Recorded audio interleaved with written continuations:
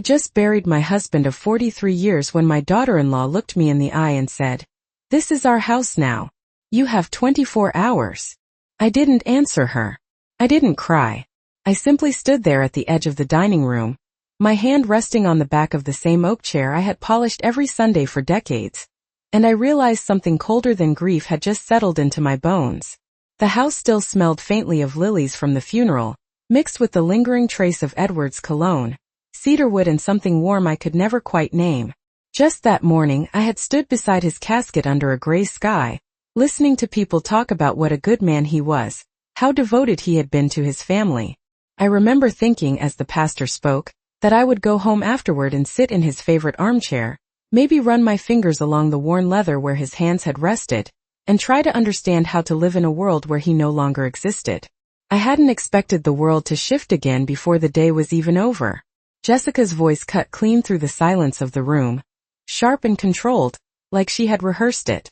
"We've been patient, Margaret," she added, folding her arms as if she were discussing something practical, something ordinary like rearranging furniture. "But it's time to be realistic." Daniel stood beside her, close enough that their shoulders almost touched, but he didn't look at me. Not once. My son, the boy who used to reach for my hand when crossing the street, who used to call me when he couldn't sleep, now stared down at the table as if the grain of the wood held more meaning than his mother standing in front of him. I studied his face, searching for hesitation, for guilt, for anything that might tell me this wasn't real. There was nothing. Just a quiet, settled distance. I nodded once, slowly, as if I were acknowledging directions from a stranger. The room felt larger than it had ever been, the ceiling higher, the walls farther away. Or maybe it was just that I no longer belonged inside it. The china cabinet gleamed under the soft afternoon light, every plate and glass exactly where I had placed them over the years. The clock on the wall ticked steadily, indifferent. Time, I realized, does not pause for grief. It does not soften for betrayal. It simply continues. 24 hours, Jessica repeated, her tone gentler now, almost sympathetic, which somehow made it worse. "We think that's fair." Fair. I let the word settle in my mind, turning it over carefully. Fair would have been having my husband sit beside me at that table, his hand covering mine, his quiet voice reminding everyone in the room exactly who I was. Fair would have been my son standing up, pulling out a chair, and telling me to sit down, to rest, to let him take care of things for once. But fairness had already left this house long before today. I could see it now in the small details I had ignored.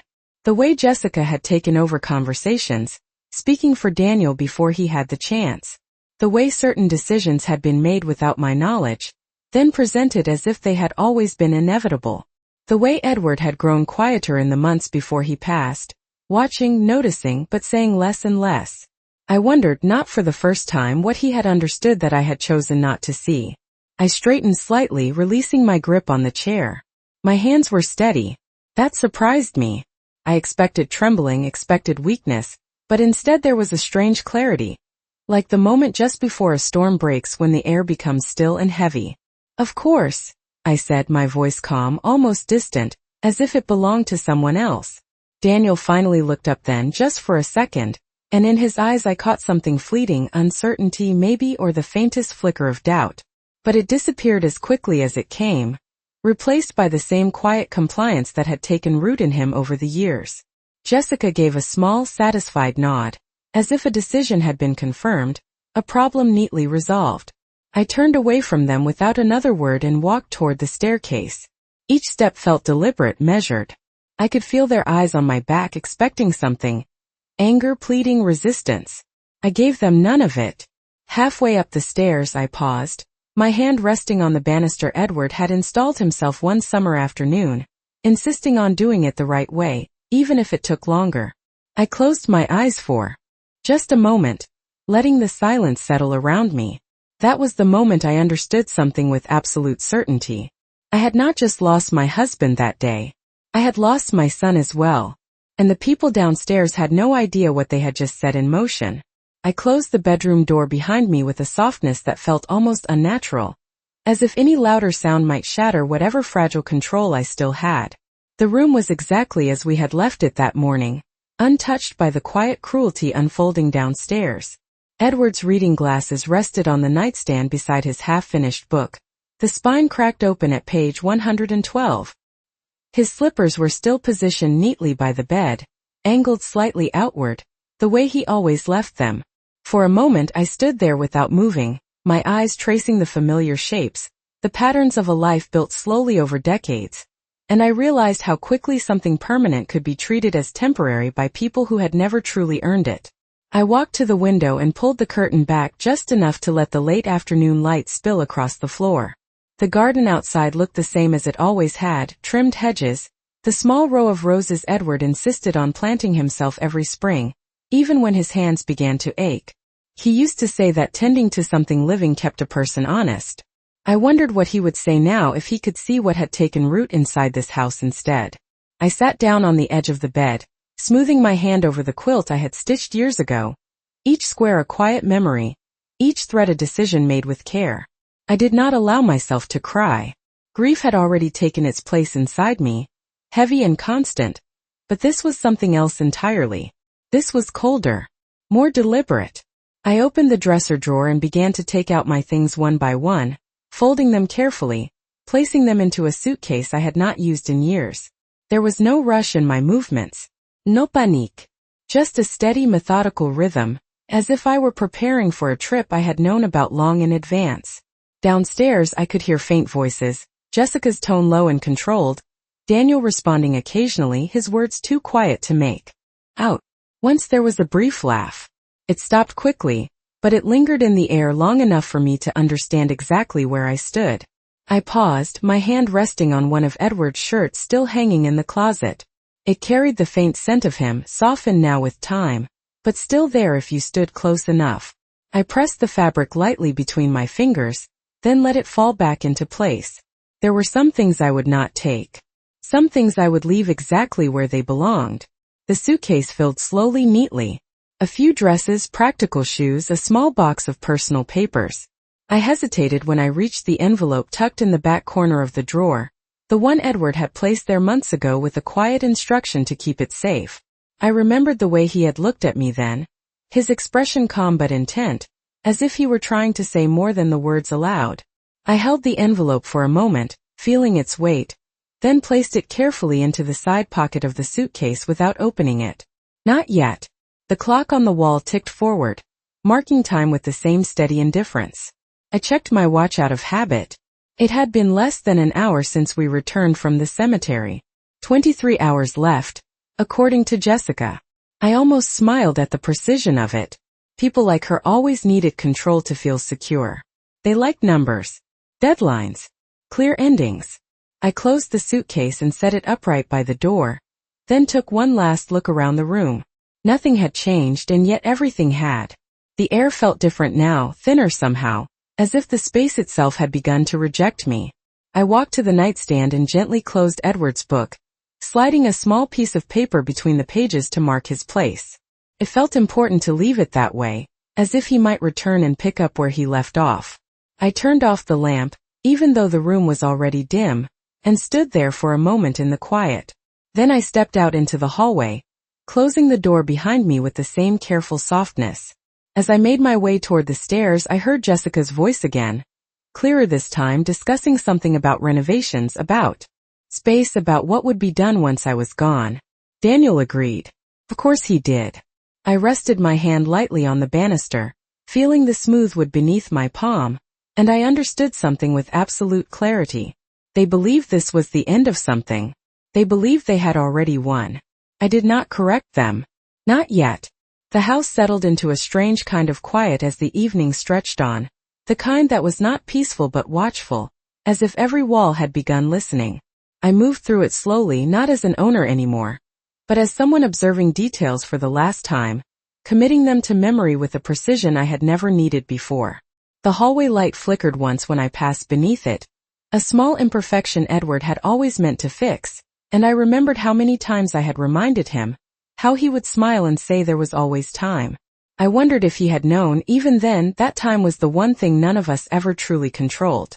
I reached the kitchen and paused in the doorway. Jessica stood at the counter, her back to me, scrolling through something on her phone, Her posture relaxed in a way that told me she already felt at home in a space that had taken me decades to build. Daniel sat at the table, his elbows resting on the surface, his hands clasped together as if he were thinking through a problem he could not quite solve. Neither of them noticed me at first. I watched them for a moment, taking in the distance between us, the invisible line that had been drawn without my consent. "There are a few things I will need to take with me," I said finally, my voice even measured. Jessica turned slightly, just enough to acknowledge my presence, her expression polite but distant. "Of course," she replied. "Just try to keep it reasonable.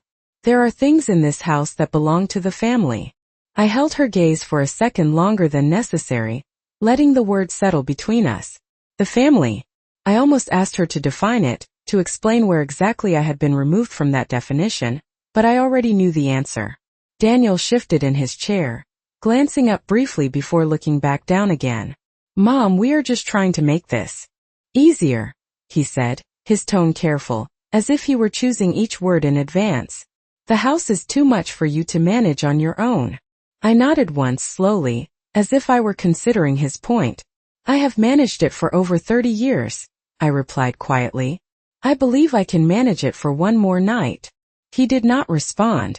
Jessica returned her attention to her phone, the conversation already dismissed in her mind. I stepped into the kitchen and opened the cabinet above the sink, retrieving a single mug, the one Edward always used for his morning coffee. The handle was worn slightly on one side, the glaze chipped near the rim. I ran my thumb along the edge, then set it carefully into a small box I had brought with me. Jessica glanced over again, her eyes narrowing slightly. "That is part of the set," she said. "We will need it for when guests come over." I closed the cabinet door gently and turned to face her. "It was his," I said. "I will return it if you ever need to remember that." For a moment neither of us spoke. Then she gave a small, dismissive shrug and looked away, as if the object held no real value beyond its function. Daniel cleared his throat softly, the sound uncertain, almost apologetic, but he still did not meet my eyes. I picked up the box and moved past them without another word, carrying it back toward the staircase. As I reached the first step, I heard Jessica speaking again, her voice low but not low enough. "We should repaint the dining room," she said. "It feels outdated." Daniel murmured something in agreement. I did not turn around. I climbed the stairs at the same steady pace, each step deliberate, each movement controlled. Inside the bedroom, the air felt unchanged, untouched by the conversation below. I placed the box beside the suitcase and sat down briefly on the edge of the bed, my hands resting in my lap. The envelope in the side pocket seemed heavier now, its presence more defined, as if it had shifted from something stored to something waiting. I reached for it, holding it again without opening it, remembering the way Edward had pressed it into my hand, the quiet certainty in his eyes. I had trusted him then without question. I found myself trusting him now in a different way. I slid the envelope back into place and stood up. Outside, the light had begun to fade, the edges of the garden softening into shadow. Downstairs, their voices continued, planning, arranging, deciding. I listened for a moment, then let the sound fade into the background. They were already building something in their minds, something that depended on my absence.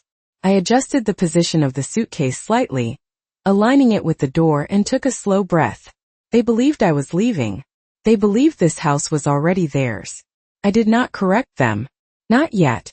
The night settled fully around the house, wrapping it in a quiet that felt deeper than usual, as if even the walls understood something irreversible had begun.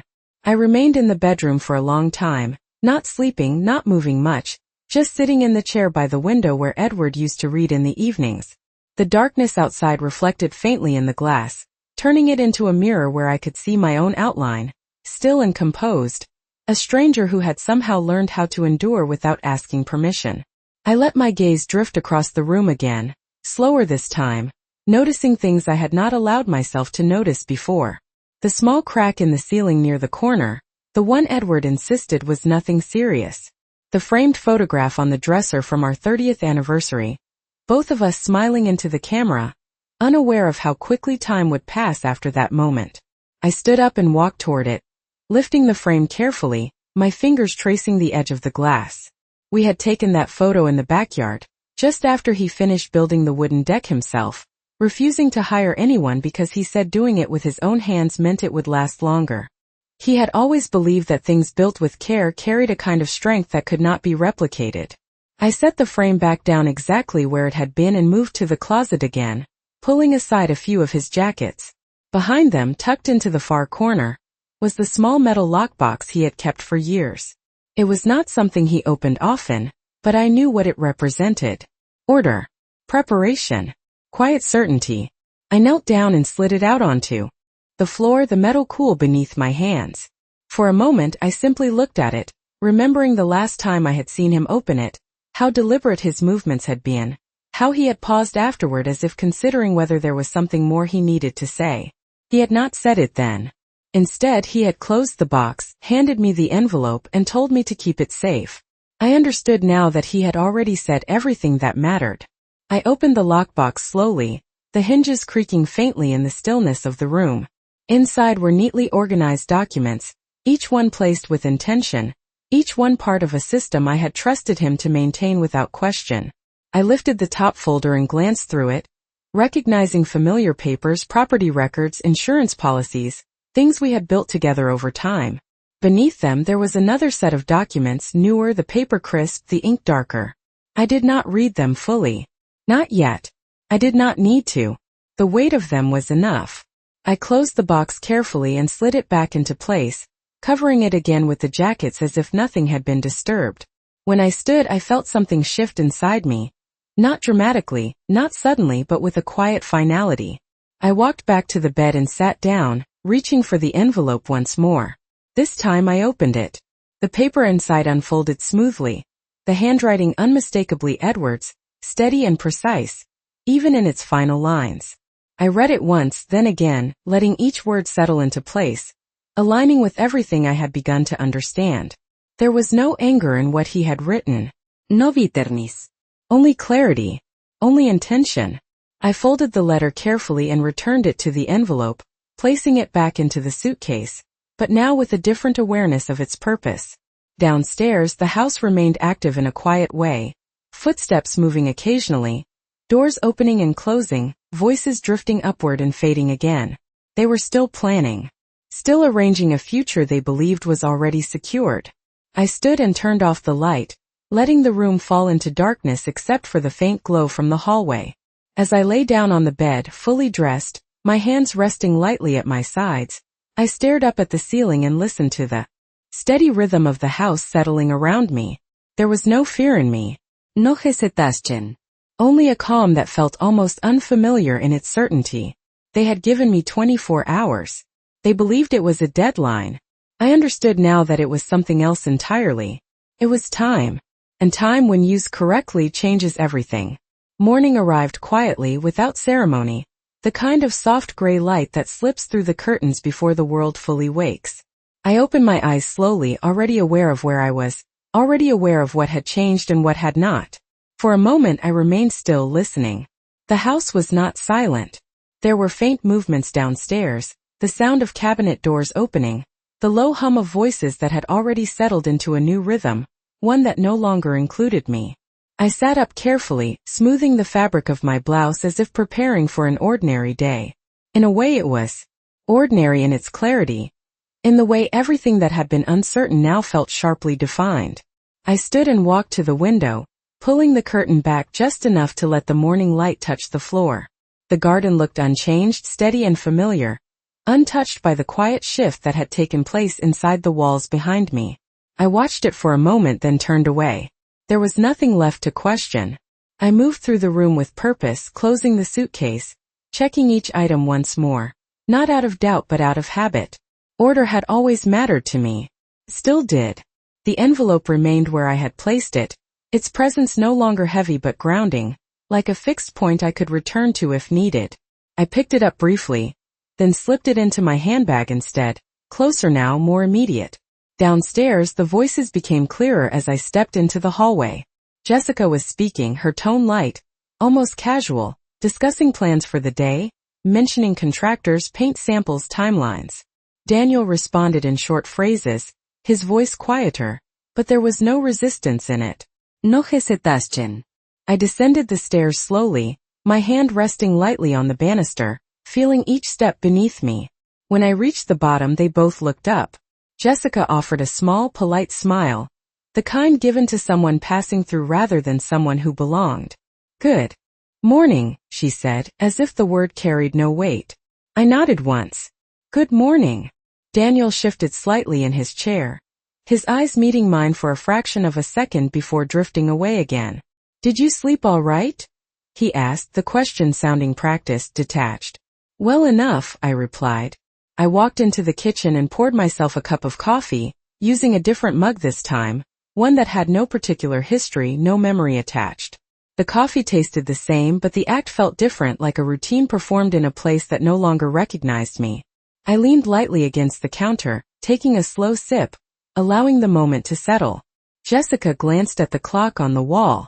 "You have about 12 hours left," she said, her tone still calm, almost helpful. "If you need help arranging transportation or finding a place, we can provide some suggestions." I looked at her, not with anger, not with surprise, but with a quiet attention that seemed to make her shift slightly where she stood. "That will not be necessary," I said. Daniel cleared his throat softly. "Mom, we are just trying to make this transition easier for you."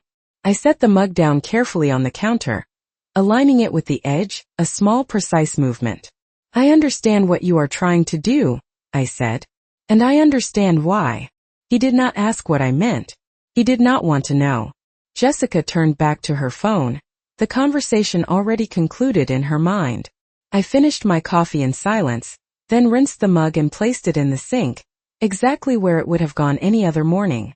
There was a familiarity in that act, a small piece of continuity that required no permission. I picked up my handbag, feeling the envelope inside, and walked toward the front door. I paused there for a moment, my hand resting on the handle, taking in the space one last time.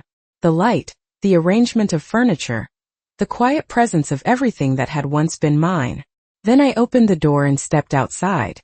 The air was cool, carrying the faint scent of damp earth and early spring. I walked down the front path at an even pace, not looking back, not hesitating. Behind me the door closed. They would assume I was leaving. They would assume I was following the terms they had set. I let them believe it. The street was quiet, the neighborhood unchanged, the same houses, the same trimmed lawns, the same steady sense of order. I reached the end of the driveway and turned toward the sidewalk, my steps measured, deliberate. There was somewhere I needed to go. Something that needed to be set in motion. They had given me time, thinking it was a limit. I understood now that it was an opportunity, and I intended to use every minute of it. I walked for nearly 10 minutes before reaching the main road, the steady rhythm of my steps matching the quiet clarity in my mind, and when I finally saw the familiar brick building at the corner, I slowed slightly, not out of hesitation but out of recognition. Harrison and Cole Legal Services had not changed in years, the same brass lettering on the glass door, the same narrow windows reflecting the street in muted tones. Edward had trusted this place. That was reason enough for me. I pushed the door open and stepped inside, the soft chime announcing my presence echoing briefly in the reception area. The air smelled faintly of paper and polished wood, a scent that felt oddly reassuring, grounded in order and structure. A young receptionist looked up from behind the desk, her expression professional but curious. "Good morning," she said. "How can I help you?" I met her gaze steadily. "I would like to speak with Mr. Harrison," I replied. She glanced at her computer, then back at me. "Do you have an appointment?" I shook my head. "No. But I believe he will want to see me." Something in my tone must have registered, because she nodded and picked up the phone without further question. I stood there quietly, my handbag resting against my side, my fingers lightly touching the envelope inside as if confirming it was still there. After a brief exchange, she gestured toward the hallway. "He will see you now." I followed her directions, each step measured, until I reached the office at the end. The door was slightly open. I knocked once, then entered. Mr. Harrison looked up from his desk, his expression shifting from mild distraction to recognition in a matter of seconds. "Margaret," he said, standing quickly. "I was meaning to call you. I am so sorry. About Edward." I inclined my head slightly. "Thank you." He gestured toward the chair across from him. Please sit. I did, placing my handbag carefully on my lap. For a moment neither of us spoke. He studied my face with a kind of quiet concern, as if searching for signs of something he expected to find. I assume this is not a social visit, he said finally. No, irraplia. It is not. I reached into my bag and removed the envelope, placing it on the desk between us. Edward asked me to keep this safe, I said. He told me it might become important. Mr. Harrison's expression changed again, this time more serious, more focused. He picked up the envelope and opened it carefully, reading the contents in silence. I watched him as he read, noting the slight tightening of his jaw, the way his eyes moved more slowly over certain lines. When he finished, he set the paper down and leaned back in his chair, exhaling quietly. I see, he said. Then I assume something has happened. I held his gaze. They have given me 24 hours to leave my home, I said. They believe it belongs to them now. He was silent for a moment, absorbing the words, then nodded once, as if confirming something he had already suspected. Edward was concerned this might occur, he said. That is why he made certain arrangements before he passed. I did not ask what those arrangements were. I did not need to.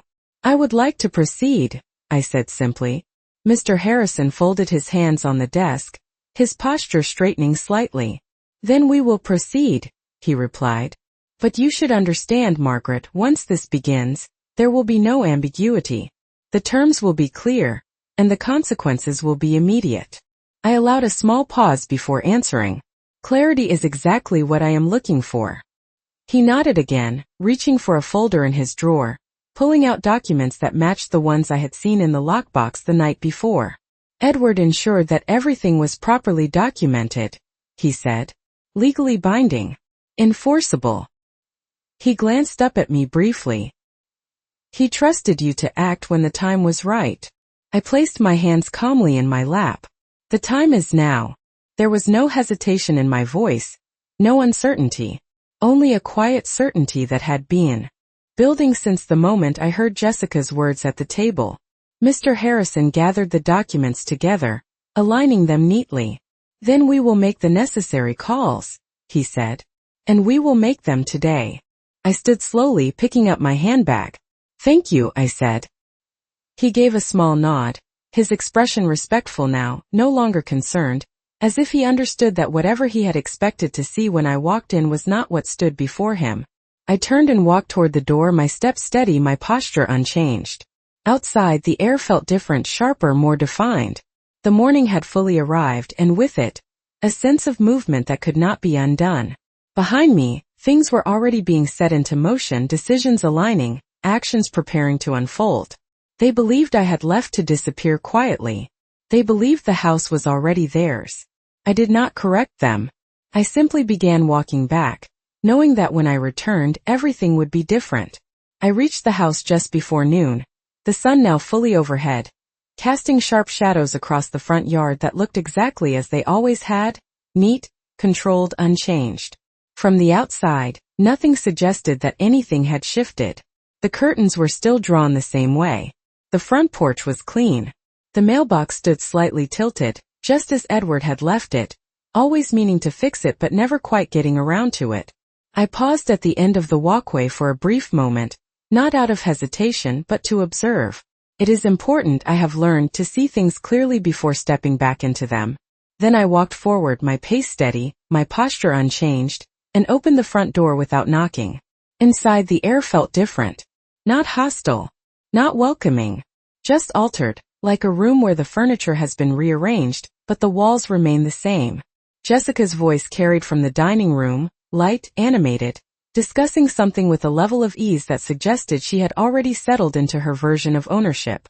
Daniel responded in the background, his tone quieter, still following rather than leading. I stepped into the room and both of them looked up. There was a brief pause, a moment where something unspoken passed between us. Jessica was the first to speak. "You are back earlier than expected," she said, her tone measured, polite on the surface but edged with something firmer underneath. I set my handbag down gently on the table, aligning it carefully beside one of the chairs. "I had something to take care of," I replied. Daniel shifted slightly, his eyes moving from me to the bag and back again, as if trying to assess what had changed. Did you find somewhere to stay? He asked. I met his gaze, holding it for a second longer than before. That will not be necessary, I said. Jessica's expression tightened almost imperceptibly. Margaret, she began, folding her arms again, returning to the posture she used when asserting control. We agreed on 24 hours. We are trying to handle this reasonably. I nodded once, acknowledging the statement without accepting its premise. You set a timeline, I said. I did not agree to it.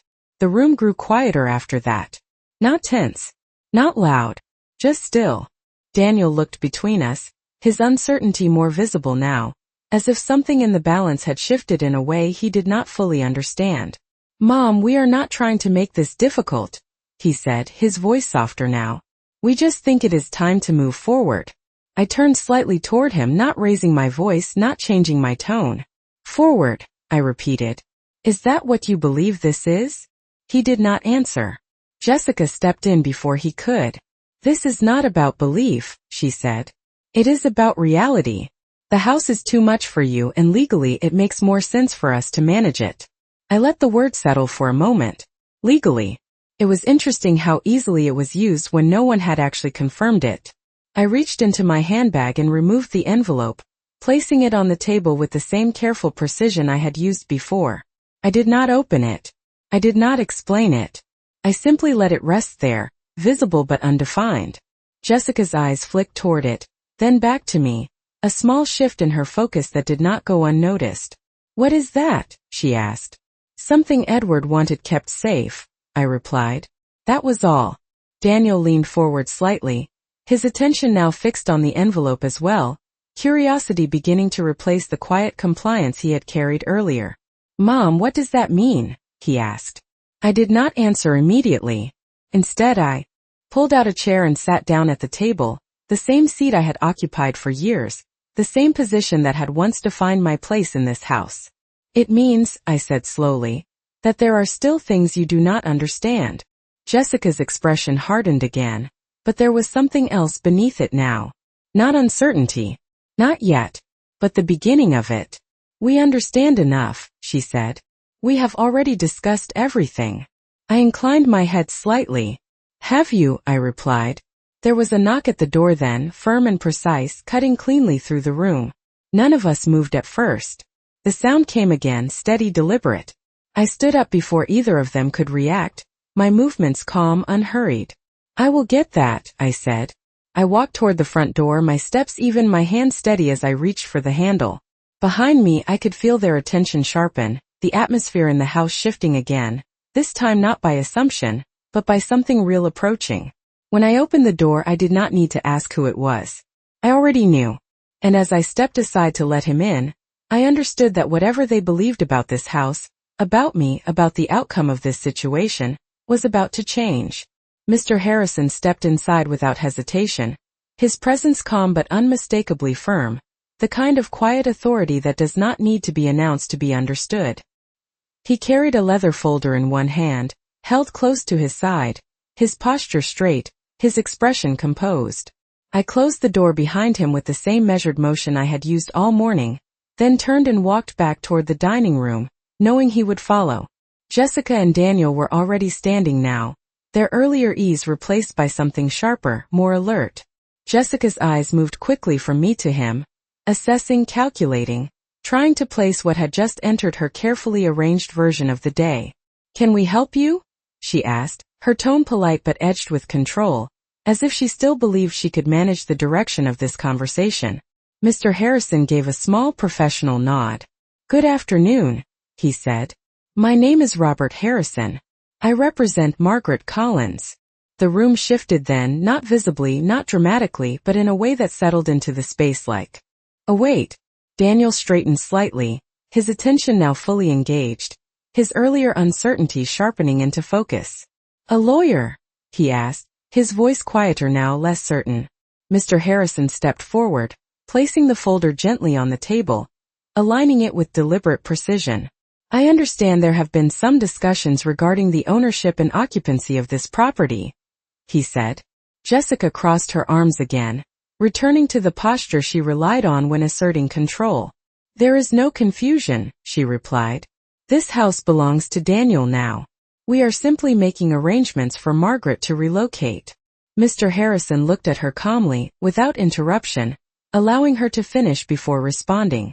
That is an assumption, he said. Not a conclusion supported by the legal documents currently in effect. The silence that followed was different from the others that had filled the house that day. It was not passive. It was waiting. Daniel's gaze shifted to me briefly, then back to the folder on the table, as if something inside him had begun to recognize that the foundation he had been standing on was not as stable as he believed. What documents? He asked. Mr. Harrison opened the folder and removed a set of papers, placing them one by one on the table, each page aligned carefully, each movement controlled. Before his passing, he said, Edward Collins executed an updated estate plan, including a codicil to his will and a legally binding property agreement. Jessica's expression did not change immediately, but her eyes moved more quickly now, tracking each paper as it was set down. We have already reviewed the will, she said. Everything was left to Daniel. Mr. Harrison inclined his head slightly. The original will, yes, he said. However, the codicil supersedes certain provisions of that document. He turned one of the pages toward them, his finger resting lightly along the margin. Specifically, it establishes that the property remains under Margaret Collins' exclusive lifetime occupancy and control, regardless of transfer of title. Daniel leaned forward now, his eyes scanning the page, his brow tightening as he read. What does that mean? He asked. Mr. Harrison's voice remained steady. It means that Margaret Collins cannot be removed from this property under any circumstances during her lifetime without her explicit consent. Jessica stepped closer to the table, her posture tightening. That does not make sense, she said. The house was transferred. Mr. Harrison nodded once. The title transfer is conditional, he replied. And those conditions are clearly outlined in this document. He turned another page. Additionally, there is a clause addressing any attempt to force or coerce Margaret Collins into vacating the property. He paused briefly, allowing the words to settle before continuing. Any such action results in immediate forfeiture of all inheritance rights associated with the estate. The room became completely still. Daniel's eyes lifted slowly from the page to Mr. Harrison, then to me, the realization beginning to take shape in his expression, not fully formed yet, but undeniable. Forfeiture, he repeated. Mr. Harrison met his gaze. Yes, he said. In simple terms, if Margaret Collins is pressured or required to leave this house, you lose all rights to the estate. Jessica's composure faltered then, just slightly, a shift in her stance, a tightening in her voice. That is not enforceable, she said quickly. That cannot be. It is enforceable, Mr. Harrison interrupted, still calm, still measured. It has been properly executed, witnessed, and filed. It is, in every respect, valid. I remained seated, my hands resting lightly in my lap, watching as the understanding settled into the room piece by piece. No raised voices. No sudden movements. Just the quiet dismantling of something they had believed was already secured. Daniel leaned back slowly, his chair making a faint sound against the floor, his eyes still fixed on the documents in front of him. Jessica did not move at all now, her gaze locked on the pages, her mind working through something that no longer aligned with her expectations. Mr. Harrison closed the folder gently, his movements as precise as when he had opened it. I believe that clarifies the situation, he said. And for the first time since that afternoon began, the house felt like it was holding its breath for an entirely different reason. No one spoke for several seconds after Mr. Harrison finished, and in that silence, something subtle but irreversible settled into place, like a structure finally revealing its true foundation after the surface had been stripped away. I remained seated, my posture unchanged, my hands still resting lightly in my lap, while across the table, Daniel stared at the documents as if they might rearrange themselves into something easier to accept. Jessica was the first to move, though it was only a slight shift of her weight, a small adjustment that betrayed the beginning of something she could not immediately control. There must be some misunderstanding, she said, her voice tighter now, less composed than before. though still attempting to hold its shape. Mr. Harrison did not respond to her tone. He simply watched, calm and steady, as if he had seen this moment unfold many times before in many different rooms.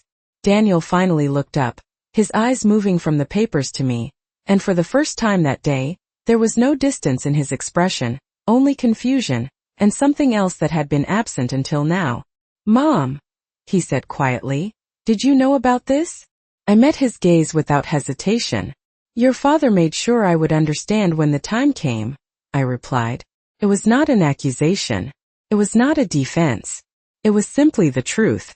Jessica let out a short breath, almost a laugh, but there was no humor in it. "So this was planned," she said, her words directed more toward the room than toward any one person. "You knew this could happen." I did not answer her immediately. Instead, I stood slowly from my chair, smoothing the front of my blouse in the same small, controlled motion I had used all morning.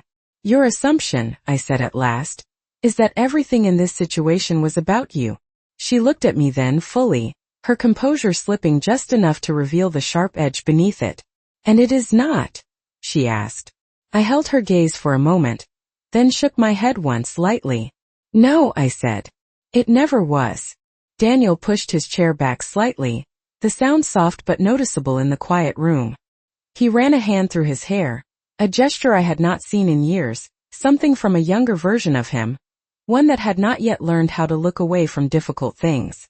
"So what happens now?" he asked, his voice lower, steadier, but no longer certain. Mr. Harrison answered before I did. "Now," he said, "the terms of the estate remain in full effect. Margaret Collins retains exclusive rights to occupy and manage this property. Any attempt to challenge that position will result in the enforcement of the forfeiture clause."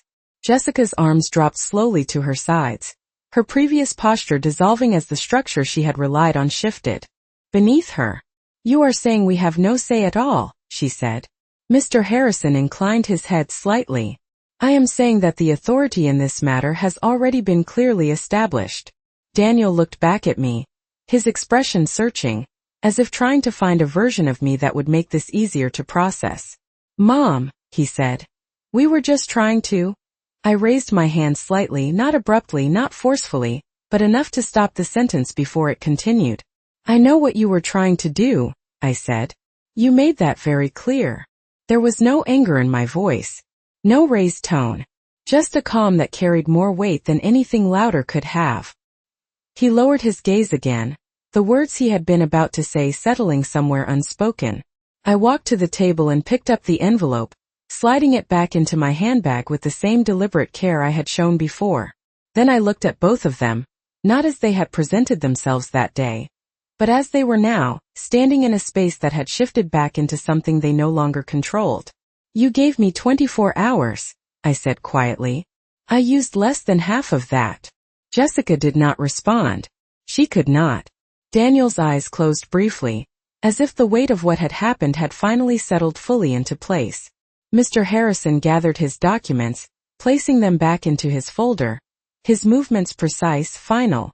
"If there are no further questions," he said, "I will take my leave." No one stopped him.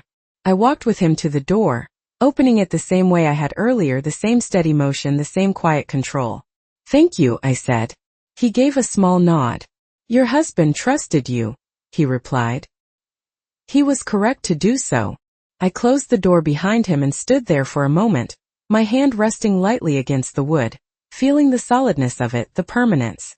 Then I turned back toward the house. Nothing had changed, and yet everything had. The walls were the same. The furniture remained where it had always been. But the silence was different now. It no longer belonged to them. It no longer carried their assumptions. It held something else entirely.